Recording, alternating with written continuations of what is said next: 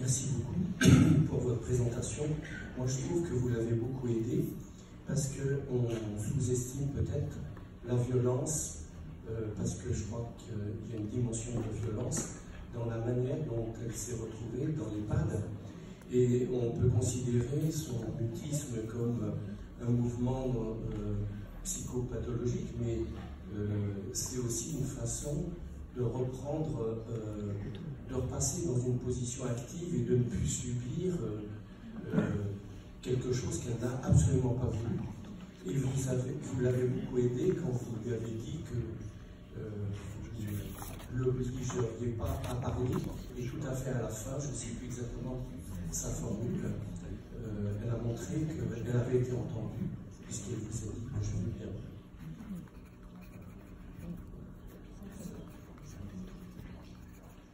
Bonjour, merci pour votre présentation.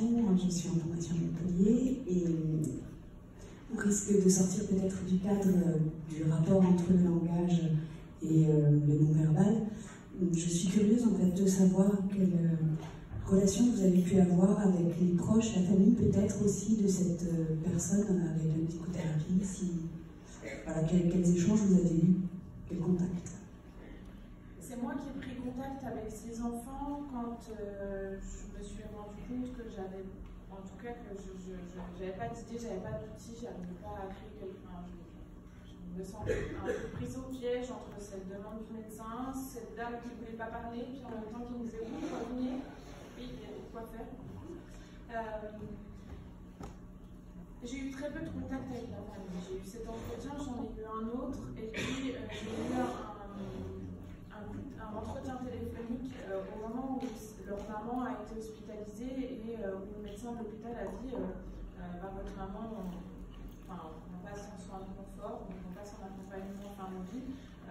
Les enfants se sont questionnés sur ma place, du coup, sur ma place au chevet de leur maman, et ils m'ont demandé si je pouvais rester auprès d'elle malgré tout.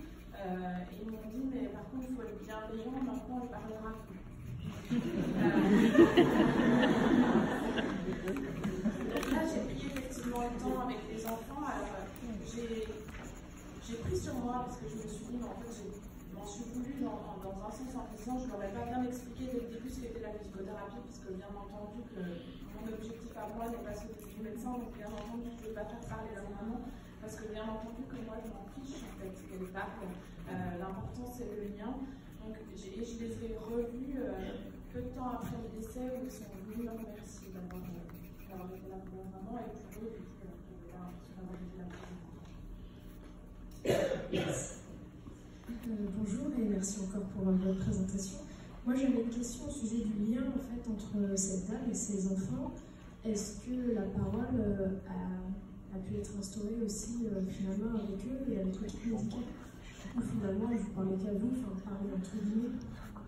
Et ben, on s'est rendu compte a posteriori avec les soignants en discutant qu'elle avait parlé, en tout cas émis des sons, verbalisé quelques petites choses avec une de ses filles uniquement, deux aides-soignantes et moi. On s'est beaucoup questionné sur pourquoi nous, alors elle est partie avec ses réponses, finalement on n'a pas besoin de les savoir, mais non, il y a eu très peu de personnes avec qui elle a accepté de verbaliser. Merci beaucoup pour votre présentation. Est-ce que vous diriez quelques mots du travail que vous avez fait pour l'accompagnement fin de vie pour cette personne en musicothérapie réceptive? Alors du coup, c'était une dame qui était très fatigable. J'ai pour habitude, moi, de travailler en soins palliatifs et en fin de vie sur la technique de détente psychomusicale. Je n'utilise pas telle quelle la bande-son classique. En fait, j'utilise ce schéma de détente et de phase d'éveil, mais en improvisation vocale directe, de façon à être au plus près de ce qu'est le patient quand j'arrive à son chevet. Et comme thème de départ, je pars sur le pouls, sur le rythme cardiaque du patient pour commencer l'improvisation, et après je m'accompagne au pas de l'instrument. Pour le coup, cette dame, j'y suis allée avec ma voix uniquement et j'ai improvisé autour de cette vie en rose parce que finalement, elle avait permis quand même des choses. Et moi, peut-être que moi aussi, j'avais besoin de l'accompagner avec cette vie en route jusqu'au bout. Et donc, j'ai improvisé sur 2 séances. J'ai improvisé de manière spontanée autour de cette mélodie, de façon à pouvoir la détendre, même si elle n'était pas douloureuse, au moins à pouvoir qu'elle se décrispe un petit peu et qu'elle s'apaise.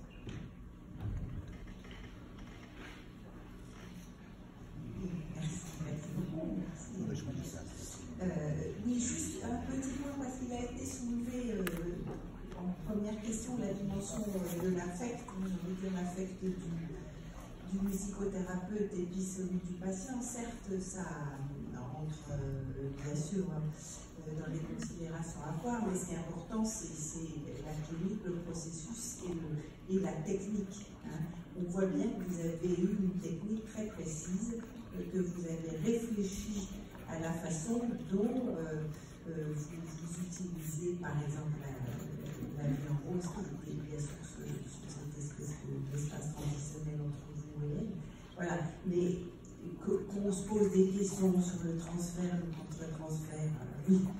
Mais ce qui est important, c'est de se dire comment vous avez procédé, vous avez vu cliniquement qu'elle vous répondait, qu'elle vous excite, qu'elle avait envie. Vous avez cherché un moyen d'entrer en relation avec elle et puis après vous avez réfléchi à la méthode, à la technique. Ça c'est très très important à dire, surtout aux jeunes.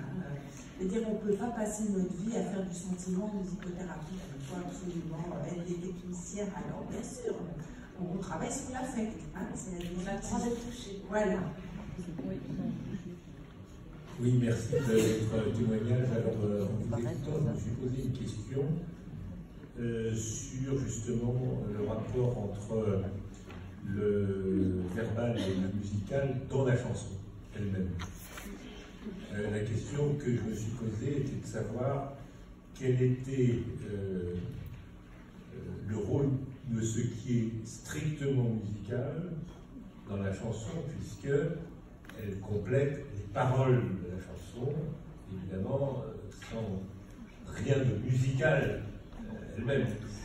Ce sont les mots qui lui reviennent, et on peut penser que si ça avait été non pas de la prose, mais de la poésie, simplement non musicale au sens général du mot musique, parce qu'il y a de la musique dans la poésie, ne serait-ce que par le rythme et les assonances.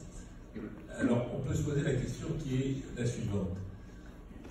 Est-ce que le fait que cette chanson ait été mémorisée d'une façon si profonde, au point que des dizaines d'années plus tard, cette chanson lui revient en mémoire, au point que d'une façon qui n'est pas forcément entièrement contrôlée, elle est capable de retrouver les mots qui manquent.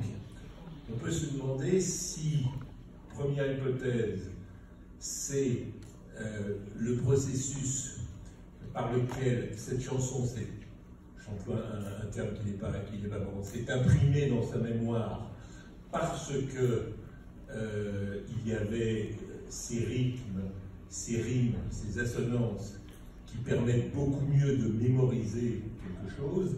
Et dans ce cas-là, l'aspect musical demeure secondaire, si je puis dire, ou est-ce qu'on peut se demander quel a été le rôle de la musique dans le processus de fixation de la mémoire, et quel est le rôle de la musique lors du retour du verbal dans la chanson. Est-ce que vous comprenez ma question? Évidemment, du point de vue musical, on ne pourra jamais faire absolument la part des choses, puisque, je le répète, ce qu'il y a de poétique, c'est déjà du musical, mais ce n'est pas du musical dans le même sens où il n'y a pas ni du mélodique, ni de l'harmonique, par exemple. Ça va être difficile d'être plus simple sur cette question. Je vais rester centrée sur le suivi de cette dame. Les séances qu'on suivit, puisque là je vous ai fait écouter la première séance, mais les séances qu'on suivit, à chaque fois en fait je raccourcissais moi mon impulsion du coup musicale pour qu'elle puisse chanter derrière. Elle a fait le choix de ne pas chanter. Elle restait dans la verbalisation, dans la voix parlée, elle, Pourquoi? Je ne sais pas. Et en tout cas, effectivement, peut-être que ça lui demandait peut-être plus d'efforts de me répondre avec la voix parlée que si elle avait continué la mélodie chantonnée, je ne sais pas. Mais est-ce que vous avez essayé de chantonner sans les paroles? Oui, elle ne répondait pas. Alors je ne sais pas si elle ne réagissait pas, mais en tout cas elle ne répondait pas de manière active. Elle réagissait quand même à ma voix, mais en tout cas elle ne faisait pas de proposition musicale ou sonore.